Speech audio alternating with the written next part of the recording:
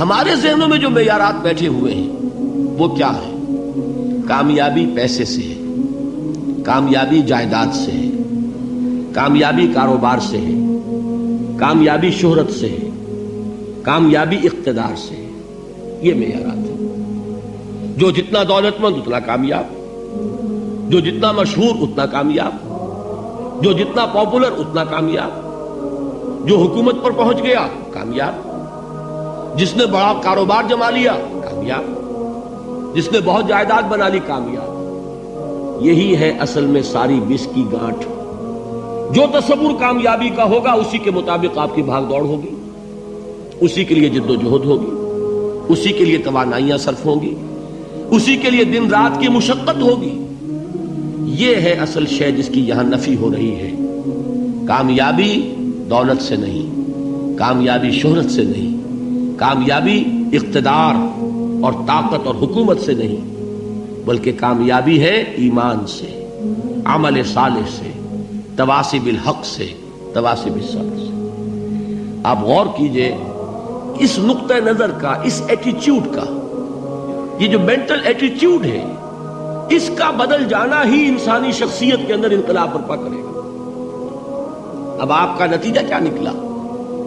اگر تو دولت سے کامیابی ہوتی تو قارون بہت کامیاب تھا، اگر حکومت سے کامیابی ہوتی تو فرعون اور نمرود بہت کامیاب تھے.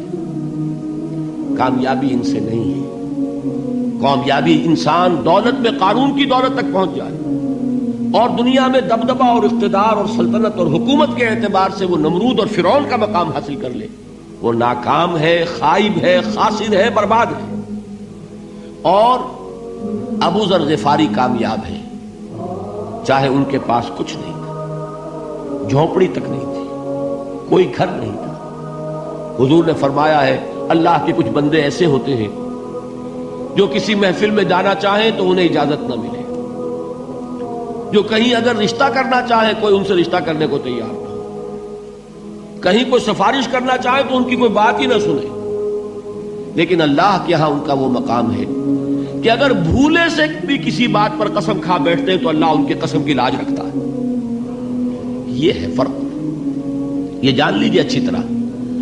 اس بات کا مان لینا آسان، اس پر سبحان اللہ کہنا آسان، لیکن اس کے مطابق آپ کے اپنے ذہن کا بدل جانا بہت مشکل. اس لیے کہ ہم متاثر ہوتے ہیں اپنے ماحول سے.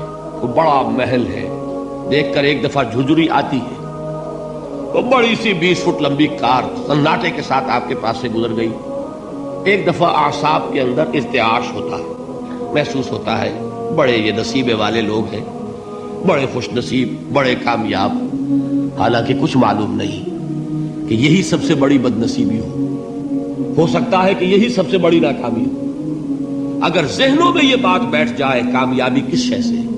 یہی وجہ دیکھیے قرآن مجید میں بارہا آپ دیکھیں اولئک ھم المفلحون، یہ ہے لوگ کامیاب ہونے والے. آج یہ آپ نے نماز میں وہ آیات سنی، یا ایھا الذین آمنوا ارکعوا واسجدوا واعبدوا ربکم وافعلوا الخیر لعلکم تفلحون. اے ایمان والو، رکوع کرو، سجدہ کرو، اپنے رب کی پرستش اور بندگی کرو اور اچھے کام کرو تاکہ تم کامیاب ہو جاؤ. تو کامیابی کن چیزوں سے ہے؟ یہ ہے سب سے بڑا سبق. یہ ہمارے دل میں اگر بات بیٹھ جائے، ٹھک جائے، تو زندگی بدل جائے گی. صبح و شام بدل جائیں گے، نقشے بدل جائیں گے، بھاگ دوڑ کا رنگ بدل جائے گا، ویلیو سٹرکچر بدل جائے گا. آج وہ ایک چیز نہایت اہم نظر آ رہی ہے، کل نہایت غیر اہم نظر آئے گی. جیسے کہ حضور کی حدیث ہے، مالی ولی دنیا، مجھے تمہاری اس دنیا سے کیا سروکار ہے. انما مثلی کراکب استظل تحت شجرۃ ثم راح فترکها، میری مثال تو اس سوار کی سی ہے جو تھوڑی دیر کے لیے ایک درخت کے سائے میں ٹھہرتا ہے سستانے کے لیے، پھر وہ اپنا راستہ لیتا ہے. اسے اس درخت سے مستقل تعلق اس کا نہیں ہے، وہ اس کا گھر نہیں، وہ اس کی منزل نہیں. اسی طرح یہ دنیا میرا گھر نہیں ہے. اب دیکھیے ہم کہتے ہیں انا للہ و انا الیہ راجعون، ہم تو مسافر ہیں، ہم اللہ کے پاس سے آئے، اللہ کی طرف ہمیں لوٹ جانا ہے. کن فی الدنیا کانک غریب و عابر سبیل، حضور فرماتے ہیں دنیا میں ایسے رہو جیسے کہ تم اجنبی ہو یا راہ چلتے مسافر ہو. لیکن یہ طرز عمل کب ہوگا؟ جبکہ یہ آیت ہمارے ذہنوں کے اندر بیٹھ گئی ہو. والعصر ان الانسان لفی خسر الا الذین آمنوا وعملوا الصالحات وتواصوا بالحق وتواصوا بالصبر. یہ ہے اصل بات جو میں نے عرض کیا تھا کہ میں بتاؤں گا صحابہ کیوں ایک دوسرے کو یاد دلاتے تھے. اس لیے کہ دیکھیے جیسے برف باری اگر ہو رہی ہو، آپ باہر نکلیں گے تو برف آپ کے کپڑوں پر جم جاتی ہے نا، تو آپ جھٹکتے ہیں کپڑوں کو تاکہ برف ہٹ جائے. ہمارے ایمان پر اس دنیا میں رہتے ہوئے جب ہم متاثر ہوتے ہیں ماحول سے تو گردہ آ جاتا ہے، برف پڑ جاتی ہے، اس کو جھٹکتے رہنے کی ضرورت ہے.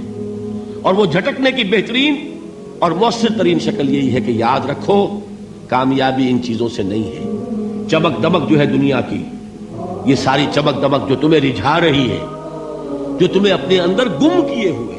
یہ لفظ گم پر اقبال کا وہ شعر یاد آ گیا کہ کافر کی یہ پہچان کے آفاق میں گم ہے، اور مومن کی یہ پہچان کے گم اس میں ہے آفاق.